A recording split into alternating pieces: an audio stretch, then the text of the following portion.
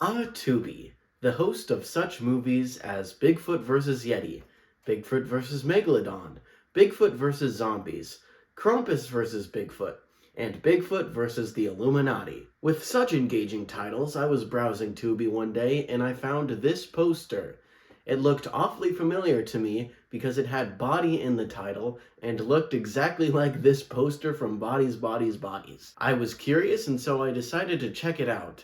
And what I found was an actually pretty sick slasher movie. The devil followed me here. The devil.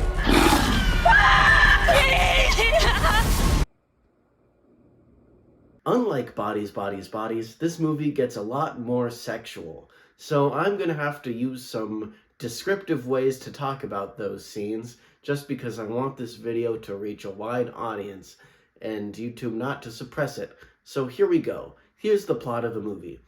Our main character is a girl named Cammy. She has a boyfriend and they go to church. She is a practicing Christian. Her and her boyfriend sneak off and her boyfriend is like, hey, let's have some fun together.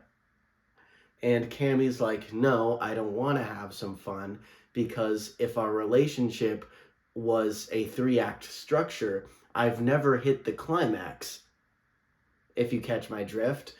And so Cammy's like, let's not have fun together, but I can have fun with myself and you can watch.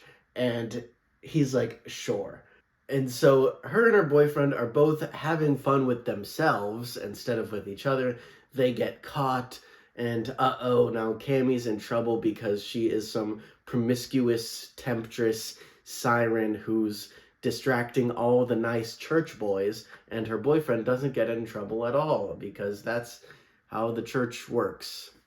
I say it like it's fictional, but it's not that happens in real life. So the pastor and Cammy's dad both agree to send her to this camp for sex-addicted teens, is the best way I can describe it, run by these two people who are siblings, and we'll get back to that later. But they are both very, very strict, biblical, thou shalt not sin, take the word very literally. She develops a crush on this hot boy, she's stuck rooming with the weird girl, and overall, this is a perfect setup for a slasher movie. When a person wearing a devil mask and monk robes runs around brutally killing these teenagers. And they discover that you only get killed if you've had sex. Now, you might be wondering, well, that's nothing new. Jason Voorhees was doing that decades ago. Well, here's the catch. He'll only kill you if you finish, if you catch my drift. So luckily for Cammy, who's never done that before, she's safe. For now. Ooh. After hearing all that, you might be wondering, well, what's the similarity with Bodies?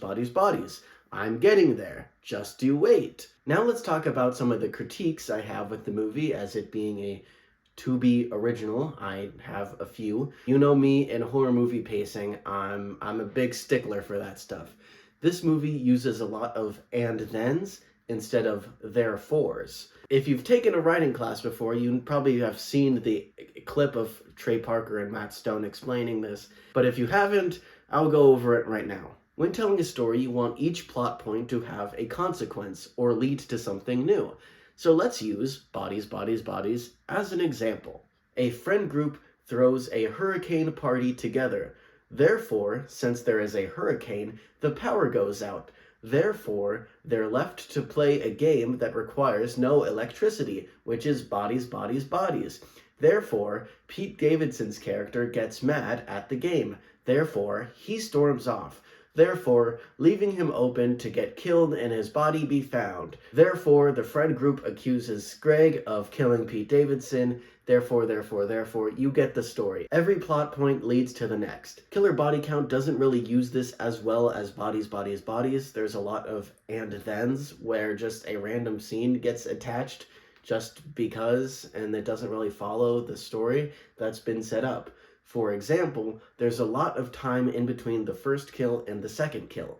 Cammy watches the first kill happen and she reports it to everyone, but some people believe her, some people don't, and there's really nothing left to do than just sit there and wait for the next person to die so she can say, "I told you so," and not a lot of progress gets made within that gap. There is such a cliche horror movie moment that happens near the end of the film where Cammy is actively being chased by the killer, but she has time to stop and do the deed with someone before the killer conveniently shows up after they've done the deed, and they're like, "Let's get out of here." Usually I don't want to give some like bland CinemaSins-esque critique like that, but it's like, come on, like you're being chased by a killer. What are we doing here?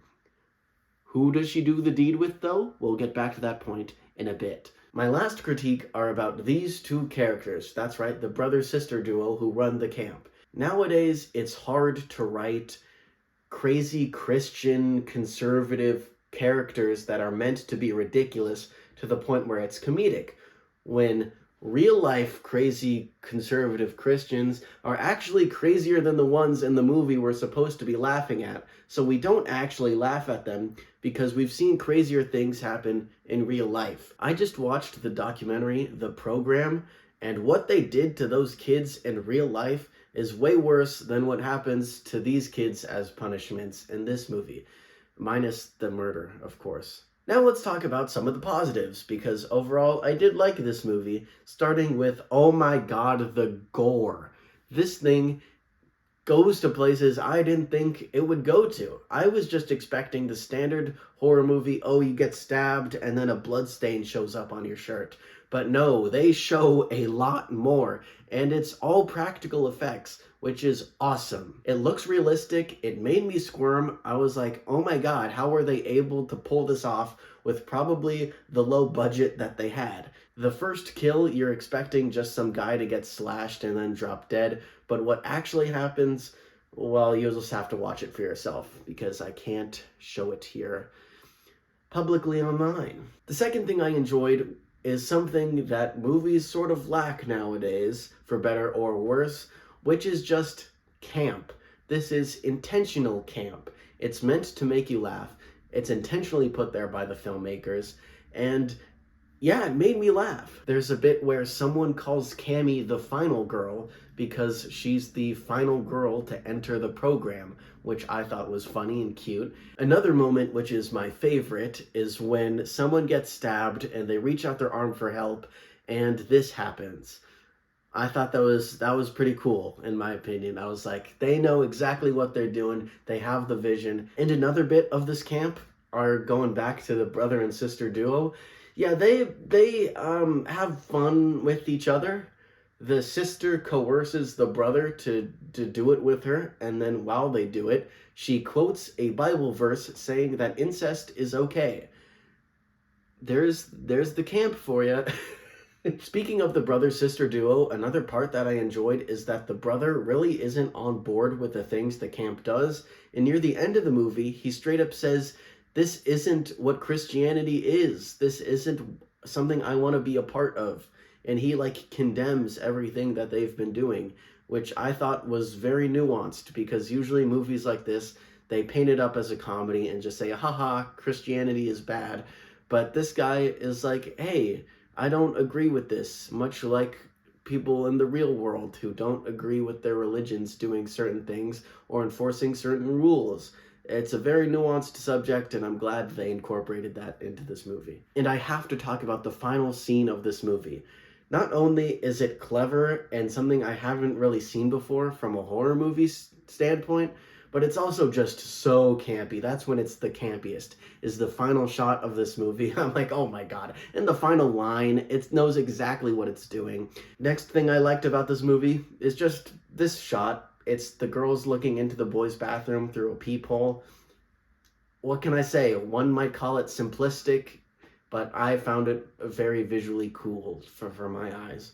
So, okay, let's dig into this. Are there actually any similarities between this movie and Bodies, Bodies, Bodies besides the poster? Well, yes, actually. In this movie, there's a character named Bree, and in Bodies, Bodies, Bodies, there's a character named Bee. Just kidding, I had more than that. Another similarity is just lesbians. See, Cammy actually falls in love with her weird girl roommate. And I'll just throw a picture of both couples from both movies. Yep, they both feature an interracial relationship between two girls. One could say the location is similar because both are just big houses. But really, that's just, I think, a horror movie thing of when you're doing a slasher, it makes sense to have it take place in one location. And as you can see on the posters, it's like, yep, those are buildings with windows, all right. Overall, do I think the writer and director had taken direct influence from Bodies? Probably not, but I'd guess probably both people have seen Bodies. But overall, this is just, I think, a marketing thing done by Tubi. They make posters that are very similar to other posters. And through my research, this isn't the main poster that's used for killer body count. There are other posters that are used. And I think they're just trying to kind of hide this one because they know if they do it too much, it might get them in trouble. And out of all the posters for the Tubi originals I could find, I think this one is like directly the most ripoff from another movie I've seen. All the other posters are sort of generic to where like a lot of movie posters look like that. But this one specifically, like you can easily track down what it's supposed to be. To conclude, Killer Body Count was directed by Danishka Esterhazy. Hopefully I'm saying that right. She also directed the remake of Slumber Party Massacre and the Banana Splits mascot horror movie. I haven't seen either of these, but it seems something right up her alley. Based on this movie, she knows what she's doing. She's a good horror director, especially the gore. I think just give her a bigger budget, slightly better script, and she can really break through to sort of a more mainstream space than just Tubi. So I'm excited to see what she does in the future. Great work from her. And if you're disappointed with the lack of similarities between Bodies, let's just zoom out and look at the bigger picture. Killer Body Count is a campy, queer, horror comedy movie. There you go. If you want one of those, go check it out. It's free on Tubi. But unlike Bodies, this movie explores more themes of sexuality and discovering your own, and how men and women are treated differently in the church. A lot of fun stuff to dig in there that Bodies doesn't. And speaking of Bodies, if you like Bodies, check out this video I did on Bodies. And if not, there's another video like right there that is tailored just for you. So hope you enjoyed, and I'll see you next time.